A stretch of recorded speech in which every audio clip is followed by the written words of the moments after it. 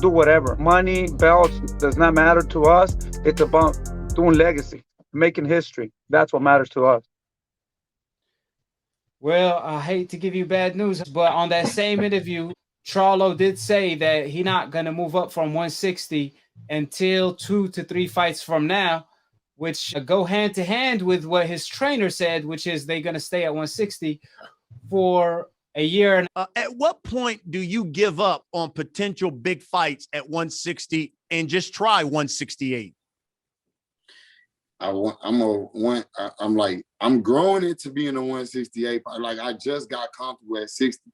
You know what I mean? Before I got to just transition all the way over to 168 already. Where it's like, damn, like 8 pounds is a big difference when you a puncher.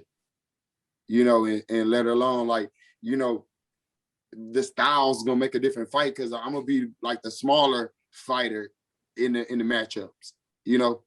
And man, I'll transition over to 168. It just got to make sense for me. That's all. And I know we talked about this earlier. So do you see yourself at 160? What, for another year? How long do you?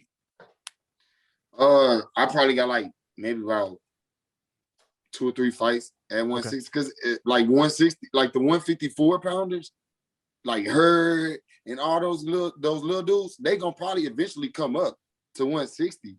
So if I just campaign and just keep running the division, I can damn near be like Bernard Hopkins holding the belt for like 19 fights and shit.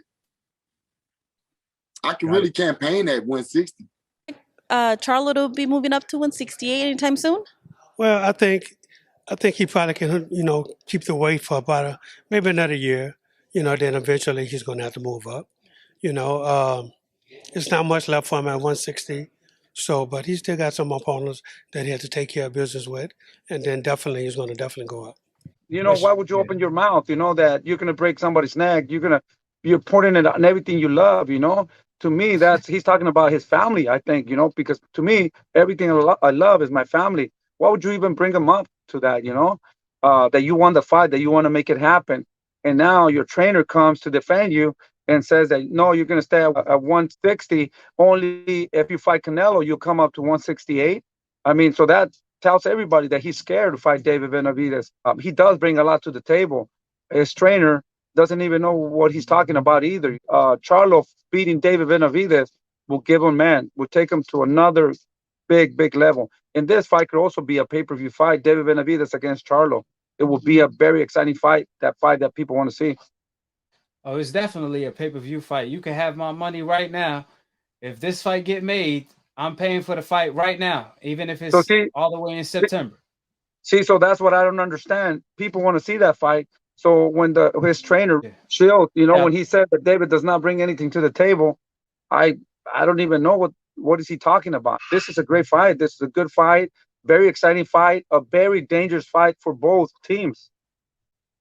You would agree that the winner will have a chance of fighting Canelo Alvarez because the pressure will be so much that Canelo will have to pay attention to the winner. Wouldn't you agree? 100%. I will agree 100% because then the winner would love to see that fight with Canelo, and that would generate even more views, more money, or whatever there is. We just want the opportunity to show the people what we have, and hopefully one day we can show the people what we have against Canelo. Another tough, very dangerous fight. So in other words, there is a lot on the table for this fight. When we talk about the winner could face Canelo, there is a lot. I mean, so I don't understand why they don't see it, because there's a lot of backlash on Charlo or end. He's receiving a lot of backlash. I believe that there is a lot on the table. These guys are so used to not fighting guys, you know, these guys always want to fight somebody that they can know they're going to win 30, 70, you know, something. But, you know, this is a 50-50 fight, you know, but these are the fights that we want to get. Or we want to give you guys, you know, the good fights. You know, at the end of the day, man, we're not thinking about losing, but it doesn't matter sometimes. You know, you gain more fans when you fight the good fights, when you give people the really good fights, and you're not afraid of nobody, because everybody works so hard to buy the zones, the show times, and all that, man. We work so hard for that we want to see really good fights. At the end of the day, they just want to be entertained, and we're willing to do that and test ourselves also. Yes, sir. Now, when Charlo says, which I quote, "I don't get this whole duck situation. I'm a champion at 160. David doesn't have a belt. People just not being smart." To 160 will be an easy one. He said because of your power, your body shape. Do you agree? When you make that transition to 168, that it'll be an easy transition for you? Yeah. Yeah. I'm 178, 180 right now. Like I'm a big frame middleweight. I could just train down and discipline myself enough to make the weight class, and whatever they're gonna call them, they probably gonna hear this and say, "Oh, you a weight bully" or some shit. Like, like it doesn't matter. Dog, I'm here to fight the best in the world. That's all it's about. Like, you got a window of opportunity to do it, and they gonna go down as some suckers if they don't fight me. That's all it is. How long will you fight at 160 before you move up to 168? I want to unify like my brother did at 160. At least let me unify. At least let me just like capture the division. You know what I'm saying? Like, it's somebody up at 160 that we could unify, we could fight. It don't matter who got a belt or nothing, like no network. We can make it happen. They gonna make it happen. I wish boxing was like it was back in the old days when, like, you know what I'm saying, they fighting in Africa or Fiji or some shit. Like, I'm ready to fight whoever. Like, you know what I'm saying? Like, it's whatever. I'm a world champ. I'm a world champ.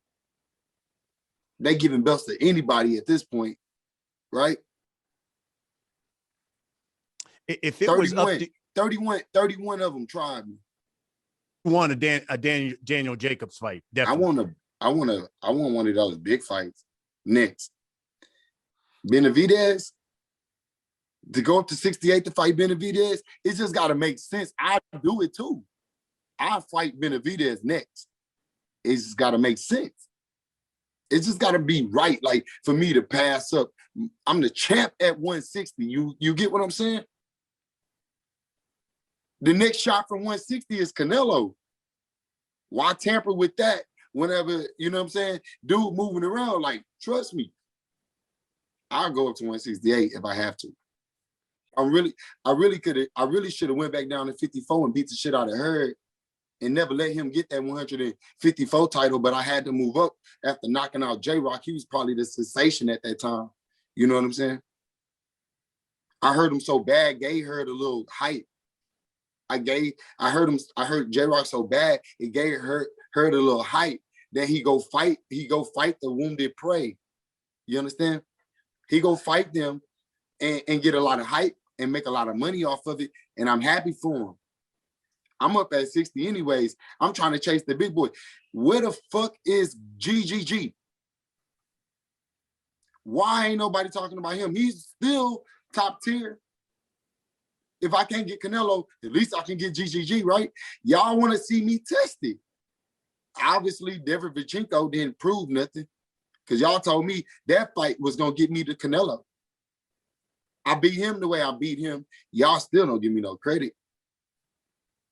So, go to 168 to fight this fucking bum, this bum-ass little kid. He a kid, bro. Put my life on the line to go fight this little bum-ass little kid who don't got nothing to offer, not even money. People don't even know him until they mention my name. They want to see me beat his ass. They want to see me go up in weight, do something I ain't never did before. Go up in weight and fight somebody at a whole nother weight class, come back down to my weight because I'm the champ over here anyway. What, it's going to be a 10-round fight? Is it not going to be for a belt? Is it an eliminator? What makes sense, bro? Y'all got to think about what y'all saying. How is that ducking? And it's been a business. And it will never stop being a business from this point on. How is that ducking anybody? I'm a fighter. I've never been scared of nobody, no man on earth that walk on 2 feet I could fear, ever. This a little boy y'all talking about. I had the belt. When I won the championship, this motherfucker was just getting out of braces and shit. You know what I'm saying? Y'all tripping. He was like 14 in the Junior Olympics and shit. When I won the title. Y'all talking about I'm ducking somebody? Come on, man. Talk to me for real. Y'all gonna talk to me for real.